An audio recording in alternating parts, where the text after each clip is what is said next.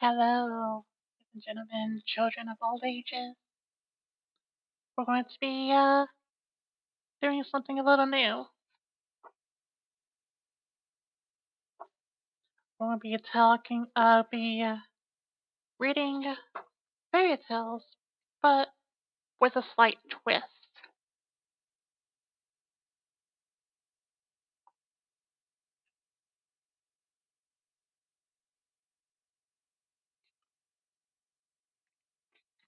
You'll probably realize it just really quickly as soon as I get to the first fairy tale. All right. Hi, Jazzy. So, this is Handsome and the Beast by Terry Fransman and Jonathan Plackett. Once upon a time, in a far-off country, there lived a merchant who had been so fortunate in all her undertakings that she was enormously rich. As she had, however, 6 daughters and 6 sons, she found that her money was not too much to let them all have everything they fancied, as they were accustomed to do. But one day, a most unexpected misfortune befell them. The house caught fire and was speedily burnt to the ground. With all those slender furniture, the books, the pictures, gold, silver, and precious goods it contained, and this was only the beginning of their troubles. The mother, who had until this very moment uh, pros- prospered in all ways, suddenly lost every ship she had upon the sea, either by dint of pirate, shipwreck, or fire. Then she heard that there were clerks in distant countries, whom she trusted entirely, had proved unfaithful, and at last, from great wrath, she fell into direst poverty. All that she had left was a little house in a desolate place, at least 100 leagues from the town in which she had lived, and to this she was forced to retreat with her children, who were in despair at the idea of leading such a different life. Indeed, the sons at first hoped that their friends, who had been so numerous while they were rich, would insist on staying in their houses now that they no longer possessed one, but they soon found that they were left alone. All that their former friends even attributed their misfortune to their own extravagance, and showed no intention of offering them any help. Some friends, right? So nothing was left for them but to take their departure to the cottage, which stood in the midst of a dark forest and seemed to be the most dismal place upon the face of the earth. As they were too poor to have any servants, the boys had to work hard, like peasants, and the daughters, for their part, cultivated the fields to earn their living. Roughly clothed and living in the simplest ways, the boys regretted unceasingly the luxuries and amusements of their former life. Only the youngest tried to be brave and cheerful. He had been as sad as anyone when misfortune first overtook his mother, but, soon recovering his natural gaiety, he set to work to make the best of things, to amuse his mother and sisters as well as he could, and to persuade his brothers to join him in dancing and singing, but they would do nothing of the sort, and because he was not as doleful as themselves, they declared that this miserable life was all he was fit for. So, so not nice. But he was really far prettier and cleverer than they were. Indeed, he was so lovely that he was always called handsome. After 2 years, when they were all beginning to get used to their new life, something happened to disturb their tranquillity. Their mother received the news that one of her ships, which she had believed to be lost, had come safely into port with rich cargo. All the daughters and sons at once thought their property was at an end, and wanted to set out directly for the town. But the mother, who was more prudent, begged them to wait a little, and, though it was harvest time, and she could ill be spared, determined to go herself first to make inquiries. Only the youngest son had any doubt but that they would soon be rich again, rich as they were before, or at least rich enough to live comfortably in some town where they would find amusement and gay companions once more. So they all loaded the mother with commissions for jewels and suits which it would be have taken a fortune to buy. Only Handsome, feeling sure that it was of no use, did not ask for anything. His mother, noticing his silence, said, "And what shall I bring you, Handsome?" "The only thing I wish for is to see you come home safely," he answered. But this reply vexed his brothers, who fancied he was blaming them for having asked for such costly things. His mother, however, page was pleased, but as she thought at his age he certainly ought to like pretty presents, she told him to choose something. "Well, dear mother," he said, "as you insist upon it, I beg that you will bring me a rose. I have not seen one since we came here, and I love them so much." So the merchant set out and reached the town as quickly as possible, but only to find that her former companions, believing her to be dead, had divided between them the goods which the ship had brought. And after 6 months of trouble and expense, she found herself as poor as when she started, having been able to recover only just enough to pay the cost of her journey. To make matters worse, she was obliged to leave the town in the most terrible weather, so that by the time she was within a few leagues of her home, she was almost exhausted with cold and fatigue. Though she knew it would take some hours to get through the forest, she was so anxious to be at her journey's end that she resolved to go on. But night overtook her, and the deep snow and bitter frost made it impossible for her horse to carry her any further. Not a house was to be seen. The only shelter she could get was a hollow trunk of a great tree, and there she crouched all the night, which seemed to be her longest she had ever known. In spite of her weariness, the howling of the wolves kept her awake, and even when at last the day broke she was not much better off, for the falling snow had covered up every path, and she did not know which way to turn. At length she made out some sort of track, and though at the beginning it was so rough and slippery that she fell down more than once, it presently became easier and led her into an avenue of trees, which ended in a splendid castle. It seemed to the merchant very strange that no snow had fallen in the avenue, which was entirely composed of orange trees, covered with flowers and fruits. When she reached the far court of the castle, she saw before her a flight of agate steps, and went up them and passed through several splendidly furnished rooms. The pleasant warmth of the air revived her, and she felt very hungry. But there seemed to be nobody at all in this vast and splendid palace whom she could ask to give her something to eat. Deep silence reigned everywhere, and at last, tired of roaming through empty rooms and galleries, she stopped in a room smaller than the rest, where a clear fire was burning and a couch was drawn up closely to it.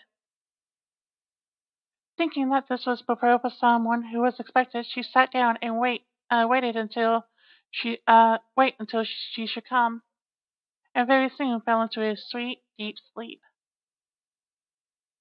When her extreme hunger awakened her after several hours, she was still alone, but a little table upon which was a good dinner had been drawn up close to her, and as she had eaten nothing for 24 hours, she lost no time in beginning her meal, hoping that she might soon have an opportunity of thanking her considerate entertainer, whoever it might be. But no one appeared, and even after another long sleep, for which she woke completely refreshed, there was still no sign of anybody, though a fresh meal of dainty cakes and fruit was prepared upon a little table at her elbow. Being naturally timid, the silence began to terrify her, and she resolved to search once more through all the rooms, but it was of no use. Not even a, not even a servant was to be seen. There was no sign of life in this palace. She began to wonder what she should do, and to amuse herself by pretending that all the treasures she saw was her own, and considering how she would divide them among her children. Then she went down into the garden, and though it was winter everywhere else, here the sun shone, and the birds sang, and the flowers bloomed, and the air was very soft and very sweet.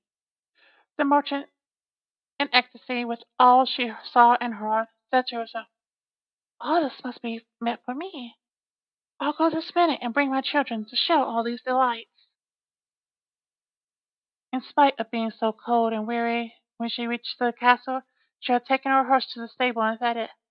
Now she thought she would saddle it for a homeward journey, and she turned down the path which led to the stable. This path had a hedge of roses on each side of it, and the merchant thought she had never seen or smelt such exquisite flowers. They reminded her of her promise to Handsome, and she stopped and had gathered one to take to him when she was startled by a strange noise behind her. Turning around, she saw a frightful beast, which she seemed to be very angry, said in a terrible voice, "Who told you that you might gather my roses? Was it not enough that I allowed you to be in my palace, and was kind to you? This is your way to showing your gratitude, by stealing my flowers? But your insolence shall not go unpunished."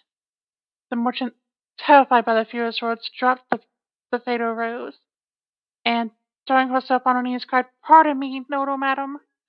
I am truly grateful for your hospitality, which was so magnificent that I could not imagine that you would be offended by me taking such a little thing as a rose."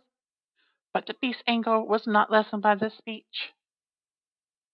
"You are very ready to excuse excuses and flattery," she cried, "but that would not save you from the death you deserve." "Alas!" thought the merchant, "if my son Handsome could only know what danger his rose has brought me into." Ooh, blaming her son. In despair, she began to tell the beast of all her misfortunes and the reason for her journey, not forgetting to mention Handsome's request. "A queen's ransom would hardly have procured all that my other sons asked," she said. "But I thought that I might at least take Handsome his rose. I beg you forgive me, for you see I meant no harm." The beast considered this for a moment, and then she said in a less furious tone, "I will forgive you on one condition.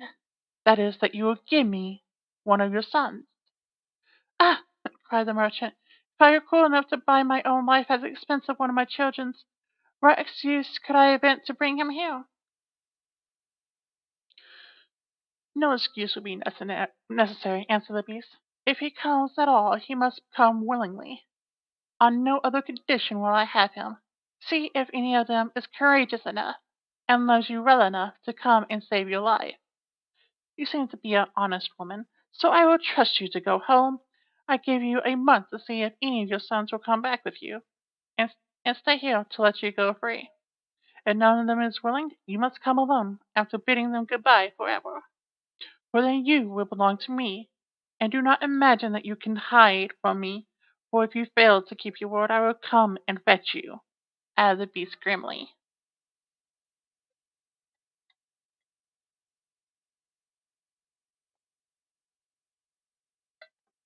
Sorry about that. You need to get a little drink. The merchant accepted this proposal, though she did not really think any of her sons could be persuaded to come. She promised to return at the time appointed, and then, anxious to escape from the presence of the beast, she asked permission to set off at once. But the beast answered that she could not go until the next day. "Then you will find a horse ready for you," she said. "Now go and eat your supper, and await my orders." The poor merchant, more dead than alive, went back to her room, where the most delicious supper was already served on the little table, which was drawn up before a blazing fire. But she was too terrified to eat, and only tasted a few of the dishes, for fear the beast should be angry if she did not obey her orders. When she had finished, she heard a great noise in the next room, which she knew meant the beast was coming. As, as she could do nothing to escape her visit, the only thing that remained was to seem as little afraid as possible. So when the beast appeared and asked roughly if she had soothed well, the merchant answered humbly that she had, and thanks to her host's kindness. Then the beast warned her to remember their agreement, and to prepare her son exactly for what he had to expect. "Do not get up tomorrow," she added, "until you see the sun and hear a golden bell ring. Then you will find your breakfast waiting for you here, and the horse you are to ride will be ready in the courtyard. She will also bring you back here again when you, Rachel, when you come with your son a month hence. Farewell, take a rose to your Handsome, and remember your promise." The merchant was only too glad when the beast went away, and though she could not sleep for sadness, she lay down until the sun rose. Then after a hasty breakfast she went to gather Handsome's rose, and mounted her horse, which carried her off so swiftly that in an instant she had lost sight of the palace, and she was still wrapped in gloomy thoughts when it stopped before the door of the cottage. Her daughters and sons, who had been very uneasy at her long absence, rushed to meet her, eager to know the result of her journey, which, seeing her mounted upon a splendid horse and wrapped in a rich mantle, they supposed to be a favourable. But she hid the truth from them at first, only saying sadly to Handsome, as she gave him the rose, "Here is what you asked me to bring you. You little know what it cost."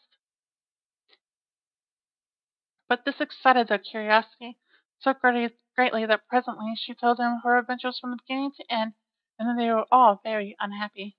The boys lamented loudly over their lost hopes, and the daughters declared that their mother should not return to the terrible castle, and began to make plans for killing the beast if it should come to fetch her. But she reminded them that she had promised to go back. Then the boys were very angry with Handsome, and said it was all his fault, and that if he had asked for something sensible, this would never have happened, and complained bitterly that they should have to suffer for his folly. Poor Handsome, much distressed, said to them, "I have indeed caused this misfortune, but, as I assure you, I did it innocently. Who could have guessed that to ask for one rose in the middle of summer would cause so much misery? But as I did the mischief, it is only just that I should suffer for it. I will, therefore, go back with my mother to keep her promise." At first nobody would hear of this arrangement, and his mother and sisters, who loved him dearly, declared that nothing should make them let him go. But Handsome was firm. As the time drew near, he divided all his little possessions between his brothers, and said good-bye to everything he loved. And when the fatal day came, he encouraged and cheered his mother as they mounted together the horse which had brought her back. It seemed to fly rather than gallop, but so smoothly that Handsome was not frightened. Indeed, he would have enjoyed the journey if he had not feared what might happen to him at the end of it. His mother still tried to persuade him to go back, but in vain. While they were talking, the night fell, and then, to their great surprise, wonderful colored lights began to shine in all directions, and splendid fireworks blazed out before them. All the forest was illuminated by them, and even felt pleasantly warm, though it had been bitterly cold before. This lasted until they reached the avenue of orange trees, where there were statues holding flaming torches, and when they got nearer to the palace they saw that it illuminated from the roof to the ground, and music sounded softly from the courtyard. The beast must be very hungry," said Handsome, trying to laugh, "if she makes all this rejoicing over the arrival of her prey." But, in spite of his anxiety, he could not help admiring all the wonderful things he saw.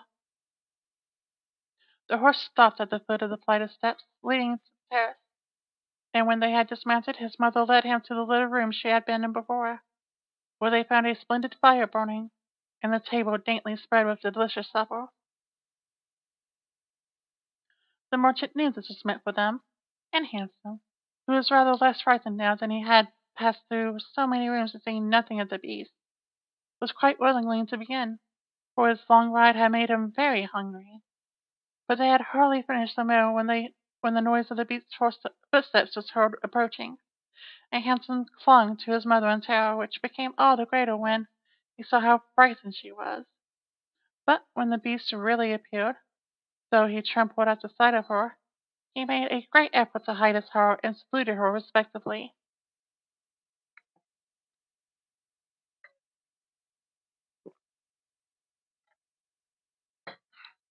This evidently pleased the beast. After looking at him, she said, in a tone that might have struck terror into the boldest heart, though she did not seem to be angry, "Good evening, old woman. Good evening, Handsome." The merchant was too terrified to reply, but Handsome answered sweetly, "Good evening, beast." "Have you come willingly?" asked the beast. "Will you be content to stay here when your mother goes away?" Handsome answered bravely that he was quite prepared to stay.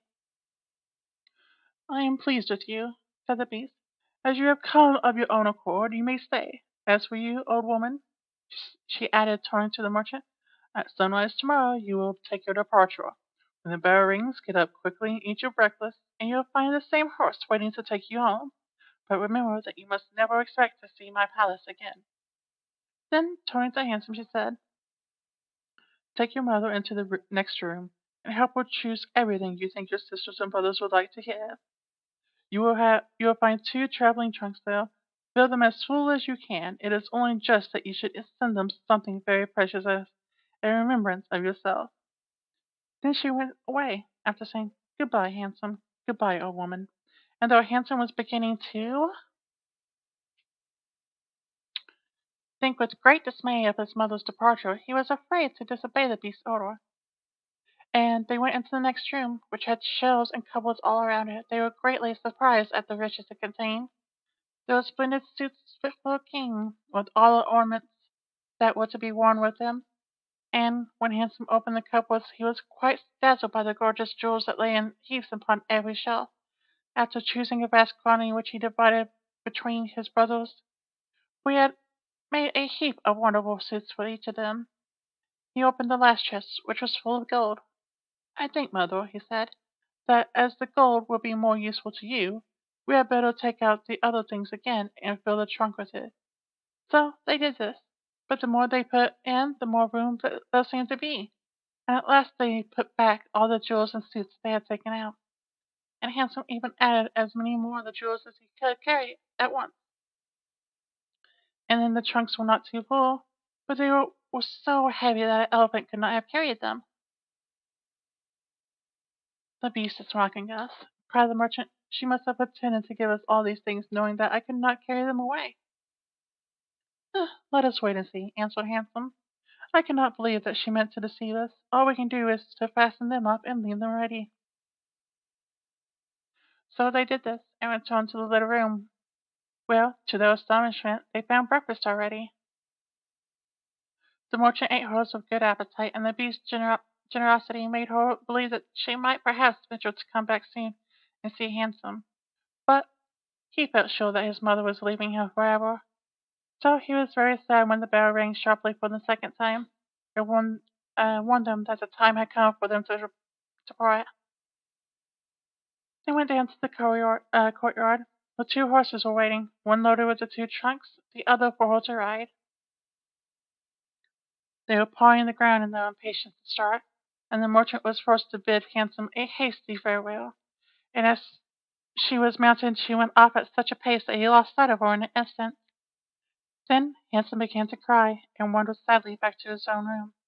But he soon found that he was very sleepy, and as he had nothing better to do, he lay down and instantly fell asleep. And then he dreamed that he was walking by a brook bordered with trees, and lamenting his sad fate, when a young princess, handsomer than anyone had ever seen, and with a voice that went straight to his heart, came and said to him, ah, Handsome, you are not so unfortunate as you suppose. Here you will be rewarded for all you have suffered elsewhere. Your every wish shall be gratified. Only try to find me out, no matter how I may be disguised, as I love you dearly, and making me happy you will find your own happiness. Be as true-hearted as you are beautiful, and we shall have nothing left to wish for.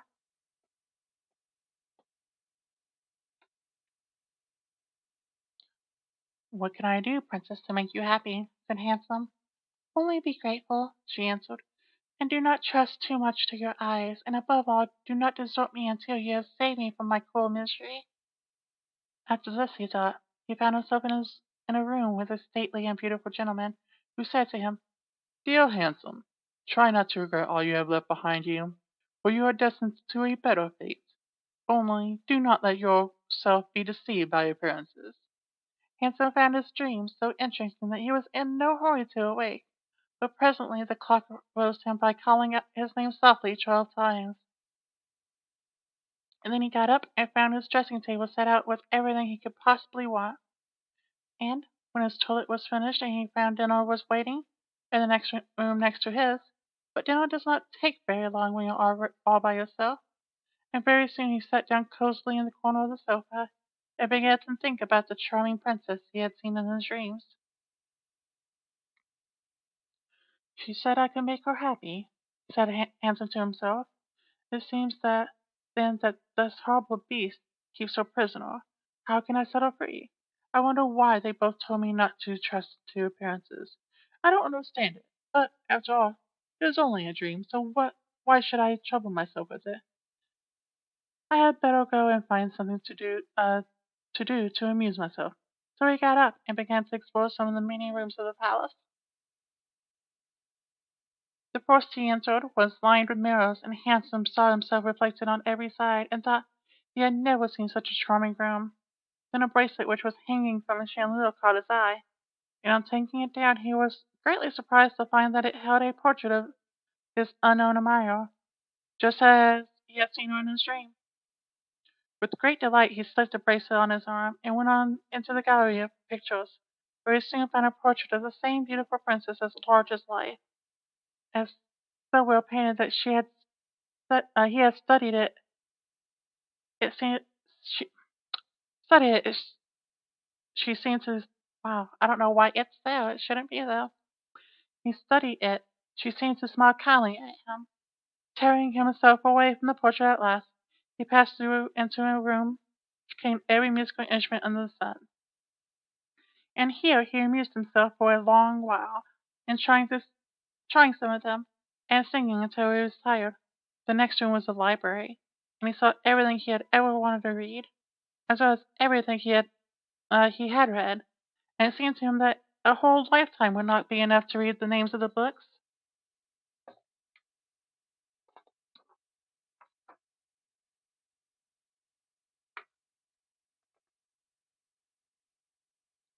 There were so many. By this time it was growing dusk, and wax candles and diamond and ruby candlesticks were beginning to light themselves in every room. Alright, seriously, this really sounds like a fae story. Hansel found his supper served just as at the time he preferred to have it, but he did not see anyone or hear a sound, and though his mother had warned him that he would be alone, he began to find it rather dull. But presently he heard the beast coming, and wondered tremblingly if she meant to eat him up now. However, as she did not seem all ferocious, and only said gruffly, "Good evening, Handsome," he answered cheerfully and managed to conceal his terror. Then the beast asked him how he had been amusing himself, and he told her of all the rooms he had seen. Then she asked if he thought he could be happy in her palace, and Handsome answered that everything was so beautiful that he would be very hard to please if he could not be happy. And after about an hour's talk, Handsome began to think that the beast was not nearly as terrible as he had supposed at first. Then she got up to leave, and said in a gruff voice, "Do you love me, Handsome? Would you marry me?" "Oh, what should I say?" cried Handsome, for he was afraid to make the beast angry by refusing. "Say yes or no, without fear," she replied. "Oh, no, beast," said Handsome hastily. "Since you will not, good night, Handsome," she said, and he answered, "Good night, beast." Very glad to find his refusal had not provoked her, and after she was gone he was very soon in bed and asleep, and dreaming of his unknown princess. He thought she came and said to him, "Ah, Handsome, why are you so unkind to me? I fear I am fated to unhappy for many a long day still." And then his dreams changed, but the charming princess figured in them all, and when morning came his first thought was to look at the portrait and see if it was really like her, and he found that it certainly was. This morning he decided to amuse himself in the garden, for the sun shone, and all the fountains were playing, but he was astonished to find that every place was familiar to him, and presently he came to the brook where the myrtle trees were growing, where he had first met the princess in his dream, and that made him think more than ever that she must be kept prisoner by the beast. When he was tired he went back to the palace, and found a new room full of materials for every kind of work, ribbons to make into bows, silks to work into flowers. Then there was an aviary full of rare birds, which were so tame that they flew to Handsome as soon as they saw him, and perched upon his shoulders and his head.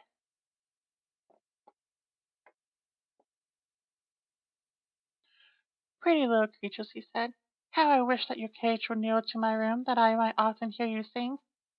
So saying, he opened a door and found to his delight that it led to his own room, though he had thought it was quite the other side of the palace. There were more birds in the room farther on, parrots and cockatoos that could talk, and did greeting Handsome by name.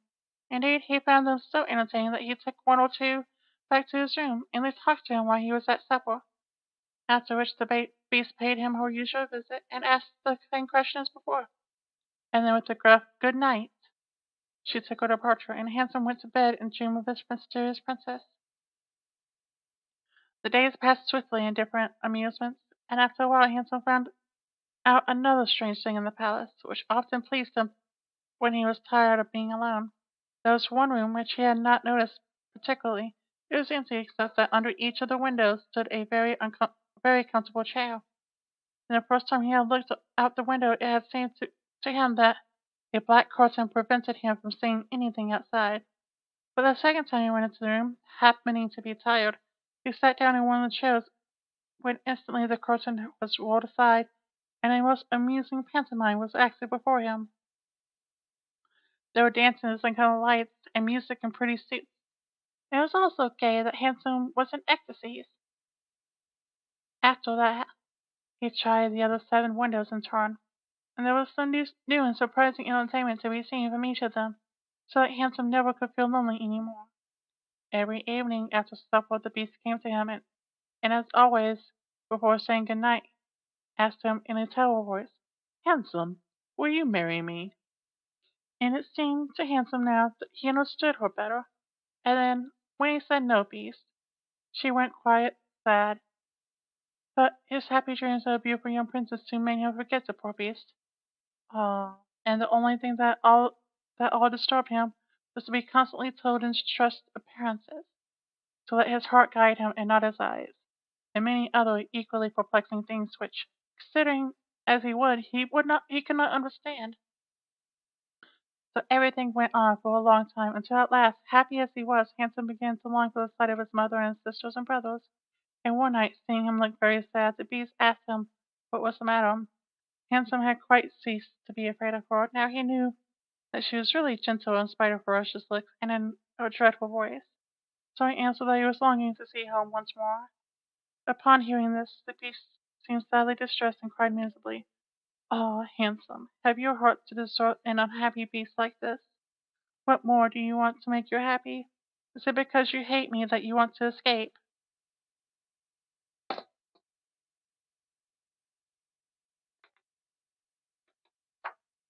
"No, dear Beast," answered Handsome softly, "I do not hate you. I should be very sorry never to see you any more. But I long to see my mother again. Only let me go for 2 months, and I promise to come back to you and stay for the rest of my life." The Beast, who had been sighing dolefully while he spoke, now replied, "I cannot refuse you anything you ask, even though it should cost me my life. Take the 4 boxes you will find in the room next to you, and fill them with everything you wish to take with you. But remember your promise and come back when the 2 months are over, or you may have cause to repent it. For if you do not come in good time, you will find your faithful Beast dead. You will not need any chariot to bring you back. Only say good-bye to all your sisters and brothers the night before you come away, and when you have gone to bed, turn this ring upon your finger and say firmly, 'I wish to go back to my palace and see my Beast again.' Good night, Hansel. Feel nothing, sleep peacefully, and before long you shall see your mother once more." As soon as Hansen was alone, he hastened to fill the boxes with all the rare, precious things he saw about him, and only when he was tired of heaping things into them did they seem to be full. Then he went to bed, but could hardly sleep for joy, and when at last he did, he began to dream of his beloved princess, and he was grieved to see her stretched upon a grassy bank, and said wearily, and hardly like herself, "What is the matter?" he cried. But she looked at him reproachfully and said, "How can you ask me, cruel one? Are you not leaving me to my death, perhaps?" "Don't be so sorrowful," cried Hansel. "I am only going to assure my mother that I am safe and happy, and I have promised the Beast faithfully that I will come back, as she would die of grief if I did not keep my word." "And what would that matter to you?" said the Princess. "Surely you would not care—" "Indeed, I should be ungrateful if I did not care for such a kind Beast," said Hansel indignantly. I would die to save her from pain. I assure you it's not her fault that she is so ugly." Just then a strange sound woke him. Someone was speaking not so far away, and opening his eyes he found himself in a room he had never seen before, which was certainly not so splendid as those he was used to in the Beast's palace. Who could he be? He got up and dressed hastily, and then saw that the boxes he had packed the night before were all in the room. While he was wondering what magic the Beast had transported them and himself into the strange place, he suddenly heard his mother's voice, and rushed out and greeted him joyfully. His sisters and brothers were all astonished at his appearance, as they had never expected to see him again, and there was no end to the questions they asked him.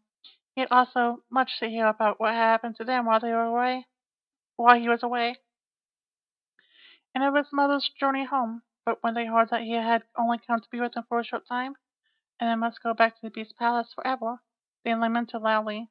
Then Handsome asked his mother what she thought could be the meaning of the strange dreams, and why the princess constantly begged him not to trust appearances. After much consideration, she answered, "You tell me yourself that the Beast, frightfully as she is, loves you dearly, and deserves your love and gratitude for gentleness and kindness. I think the princess must mean you to understand that you ought to reward her by doing as she wishes you to, in spite of her ugliness." Handsome could not see that this seemed very problematic still. When he thought of the dear princess who was so beautiful, he did not feel at all inclined to marry the Beast. At any rate, for 2 months he not decide, but to enjoy himself with his brothers. But though they were rich now, and lived in town again, and had plenty of acquaintances, Handsome found that nothing amused him very much, and he often thought of the palace, where he was so happy, especially as at home he never once dreamed of his dear princess, and felt quite sad without her. Then his brothers seemed to have got quite used to being with him, and even found him rather in the way, so would not have to be sorry when the 2 months were over, but for his mother and sisters, who begged him to stay and seemed so grieved at the thought of him departing that he had not the courage to say good-bye to them. Every day when he got up meant to say it at night, and when night came, he put it off again, until at last he had a dismal dream which helped him to make up his mind. He thought he was wandering a lonely path in the palace gardens when he heard groans which seemed to come from the bushes hiding in the entrance of a cave. And running quickly, he could see that what could be the matter. He found the Beast stretched upon her side, apparently dying. She reproached him faintly with being the cause of her distress, and at the same moment a stately gentleman appeared and said gravely, "Ah, Handsome, you are only just in time to save her. See what happens when people do not keep their promise. If you had delayed one more day, you would have found her dead." Handsome was so terrified by this dream that the next morning he announced his intention of going back at once. And that very night he said goodbye to his mother and his sisters and brothers. As soon as he was in bed, he turned the ring around upon his finger and said only, "I wish to go back to my palace and see my Beast again," as he had been told to do. Then he fell asleep instantly and only woke up to hear the clock saying, "Handsome, Handsome," 12 times in its musical voice, which told him once that he was really in the palace once more. Everything was just as before, and his spirits were so glad to see him. But Handsome thought he had never known such a long day, for he was so anxious to see the Beast again that he felt as if supper time would never come. But when it did come and no Beast appeared, he was really frightened. So after listening and waiting for a long time, he ran down into the garden and searched for her. Up and down the paths and avenues ran poor Handsome, calling her in vain, for no one answered, and not a trace of her could be found, until at last, quite tired, he stopped for a minute's rest and saw that he was standing opposite the shady path he had seen in his dream. He rushed down it, and sure enough there was the cave, and in it lay the Beast, asleep, as Handsome thought, quite glad to have found her. He ran up, stroked her head, but to his horror she did not move or open her eyes. "Oh, oh no, she's dead, and it's all my fault," said Handsome, crying bitterly. But then looking at her again, he fancied she still breathed, and hastily fetching some water from the nearest fountain, he sprinkled it over her face, and to his delight she began to revive. "Oh, Beast, how you frightened me! I never knew how much I loved you until just now, and when I feared it was too late to save your life." Can you really love such an ugly creature as I?" said the Beast faintly. "Oh, handsome, you came just in time. I was dying because I thought you had forgotten your promise. But go back now and rest. I shall see you again by and by." Handsome, who had half expected that she would be angry with him, was reassured by her gentle voice and went back to the palace where supper was waiting for him. And afterwards the Beast came in as usual and talked about the time he had spent with his mother, asking if he had enjoyed himself and if they had been glad to see him. Handsome answered politely and quite enjoyed telling her all that happened to him. And when at last time came for her to go, and she asked, as she has so many times before, "Handsome, will you marry me?" he answered softly, "Yes, dear Beast." I want to take another sip real quick.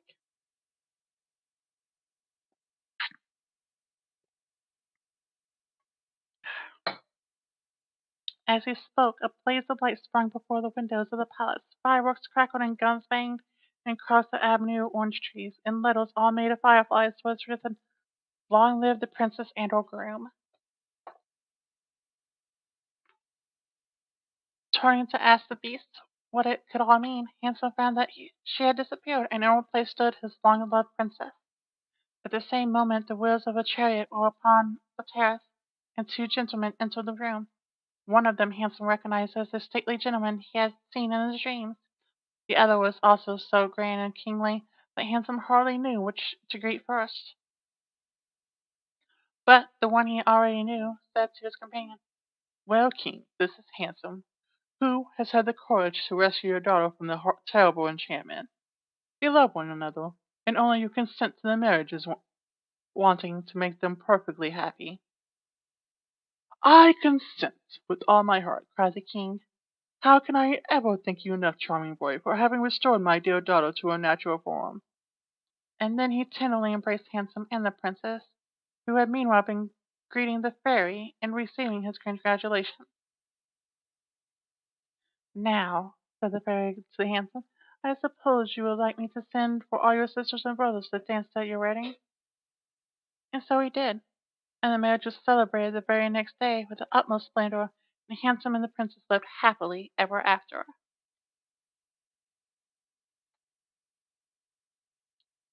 And that was Handsome and the Beast by Carrie Fransman and Jonathan Plackett.